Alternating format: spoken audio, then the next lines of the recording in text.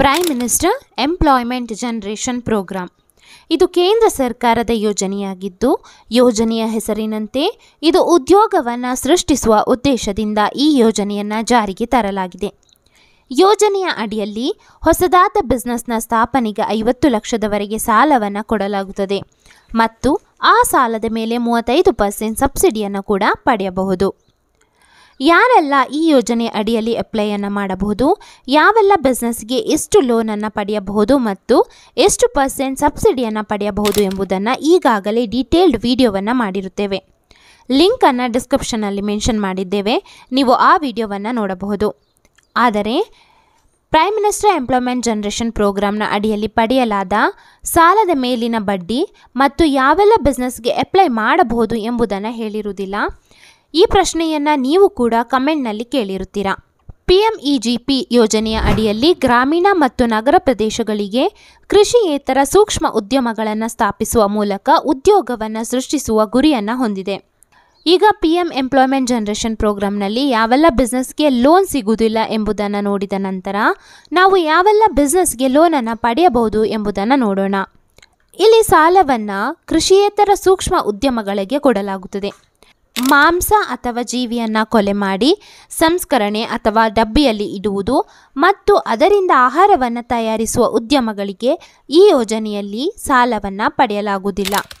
ಬೀಡಿ, cigarette, ತಂಬಾಕು, ಸೇಂದಿ ಮುಂತಾದ ಮಾದಕ ವಸ್ತುಗಳು ಮತ್ತು ಮಾದಕ ದ್ರವ್ಯಗಳ ಉತ್ಪಾದನೆಗೆ ಇಲ್ಲಿ ಸಾಲವನ್ನು ಕೊಡಲಾಗುವುದಿಲ್ಲ. ಚಹಾ, ಕಾಫಿ, ರಬ್ಬರ್ ಬೆಳೆಗಳು ಮುಂತಾದ ತೋಟಗಳ ಕೃಷಿಗೆ ಸಂಬಂಧಿಸಿದ ಕೈಗಾರಿಕೆ ಅಥವಾ ವ್ಯವಹಾರಕ್ಕೆ ಸಾಲವನ್ನು ಕೊಡಲಾಗುವುದಿಲ್ಲ. ರೇಷ್ಮೆ ಕೃಷಿ, ಹೂಗಾರಿಕೆ, ಪಶುಸಂಗೋಪನೆಗೆ ಕೂಡ ಇಲ್ಲಿ ಸಾಲವನ್ನು ಕೊಡಲಾಗುವುದಿಲ್ಲ.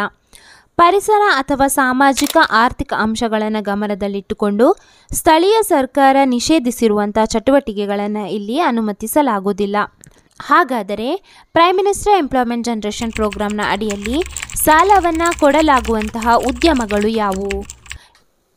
ನೀವು ನಿಮ್ಮ ಫೋನ್ ಬ್ರೌಸರ್ನಲ್ಲಿ PMEGP ಬಿಸ್ನೆಸ್ ಲಿಸ್ಟ್ ಅಂತ ಸರ್ಚನ್ನು ಮಾಡಿದಾಗ PMEGP ಪ್ರೊಫೈಲ್ ಅಂತ ರಿಸಲ್ಟ್ನಲ್ಲಿ ಶೋ ಆಗ್ತದೆ. ಆ ಒಂದು ವೆಬ್ಸೈಟ್ನ ಮೇಲೆ ಕ್ಲಿಕ್ಕನ್ನು ಮಾಡಿ. ಇಲ್ಲಿ ಸುಮಾರು 1000ಕ್ಕೂ ಹೆಚ್ಚು ಪ್ರಾಜೆಕ್ಟ್ನ ಹೆಸರನ್ನು ಕೊಟ್ಟಿರುತ್ತಾರೆ. ಅಲೋವೆರಾ ಜೆಲ್ ಆಗಿರ್ಬೋದು, ಅಲ್ಯೂಮಿನಿಯಂ ಕ್ಯಾನ್ ಆಗಿರ್ಬೋದು, ಬೇಬಿ ಪ್ರಾಡಕ್ಟ್ಸ್ ಆಗಿರ್ಬೋದು, ಬೇಕರಿ ಪ್ರಾಡಕ್ಟ್ಸ್, ಹಾಗೆ ಬಿಸ್ಕೆಟ್ ಮೇಕಿಂಗ್, ಕೊಕೊನೆಟ್ ಆಯಿಲ್, ಹೀಗೆ ಸುಮಾರು ಪ್ರಾಜೆಕ್ಟ್ನ ಹೆಸರನ್ನು ಇಲ್ಲಿ ಕೊಟ್ಟಿರುತ್ತಾರೆ. ಇಲ್ಲಿ ಲಿಸ್ಟ್ ಆಗಿರುವಂತಹ ಎಲ್ಲ ಪ್ರಾಜೆಕ್ಟಿಗೆ PMEGP ಯೋಜನೆಯ ಅಡಿಯಲ್ಲಿ ನೀವು ಲೋನನ್ನು ಪಡೆಯಬಹುದು. ಇನ್ನು ಈ ಯೋಜನೆಯ ಅಡಿಯಲ್ಲಿ ಸಾಲವನ್ನು ಪಡೆದ ಮೇಲೆ ಸಾಲದ ಮೇಲೆ ಎಷ್ಟು % ಬಡ್ಡಿಯನ್ನು ಕಟ್ಟಬೇಕು? ಇಲ್ಲಿ 8ರಿಂದ 12%ನವರೆಗೆ ಇಂಟ್ರೆಸ್ಟನ್ನು ಪೇ ಮಾಡಬೇಕಾಗುತ್ತೆ. ನಿಮ್ಮ ಪ್ರಾಜೆಕ್ಟ್ನ ವ್ಯಾಲ್ಯೂ, ನೀವು ಪಡೆದ ಸಾಲದ ಮೊತ್ತ, ನಿಮ್ಮ ಲೋನ್ ರೀಪೇಮೆಂಟ್ ಟೆನ್ಯೂರ್ನ ಆಧರಿಸಿ ಸಾಲದ ಮೇಲೆ ಬಡ್ಡಿಯನ್ನು ನಿರ್ಧರಿಸಲಾಗುತ್ತದೆ. ಲೋನ್ ರೀಪೇಮೆಂಟ್ ಅವಧಿ ಇಲ್ಲಿ 3ರಿಂದ 7 ವರ್ಷಗಳವರೆಗೆ ಇರುತ್ತದೆ. ಕಳೆದ ವಿಡಿಯೋದಲ್ಲಿ ಜನಸಮ್ಮತ್ ವೆಬ್ಸೈಟ್ನ ಬಗ್ಗೆ ಹೇಳಿದ್ದೆ. ಅದೊಂದು ಗವರ್ಮೆಂಟ್ ವೆಬ್ಸೈಟ್ ಆಗಿದ್ದು ಅಲ್ಲಿ ನೀವು ನಿಮ್ಮ ಪ್ರಾಜೆಕ್ಟ್ ಡೀಟೇಲನ್ನು ಹಾಕಿ ನಿಮ್ಮ ಎಲಿಜಿಬಿಲಿಟಿಯನ್ನು ಚೆಕ್ ಮಾಡ್ಬೋದು. ಅದೇ ರೀತಿ ನಿಮ್ಮ ಪ್ರಾಜೆಕ್ಟ್ನ ಡೀಟೇಲ್ಗೆ ಅನುಗುಣವಾಗಿ ಇಂಟ್ರೆಸ್ಟ್ ರೇಟ್ ಕೂಡ ನೀವು ನೋಡ್ಬೋದಾಗಿರುತ್ತದೆ. ನಾವಿಲ್ಲಿ ಎಕ್ಸಾಂಪಲ್ಗೆ ಡೀಟೇಲನ್ನು ಹಾಕ್ತಾ ಇದ್ದೇವೆ.